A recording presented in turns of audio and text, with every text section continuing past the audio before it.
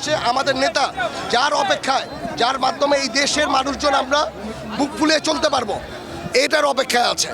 আজকে আপনারা দেখেন রূপগঞ্জবাসী প্রতিটি ঘরের থেকে প্রতিজন আমি বলবো প্রায় চলে আসছে তাকে স্বাগত জানাতে, কারণ রূপগঞ্জবাসী সবচাইতে সৌভাগ্যবান যে আমাদের নেতা তারেক রহমান সাহেব আমাদের রূপগঞ্জে আসছে।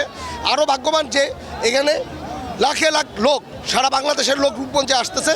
আর আমি ধন্যবাদ জানাই রূপগঞ্জ থানা, বিএনপি ও অঙ্গ সংগঠনকে যে এত সুন্দর করে আয়োজন করেছে। এই লাখ লাখ লোককে খাওয়ার ব্যবস্থা,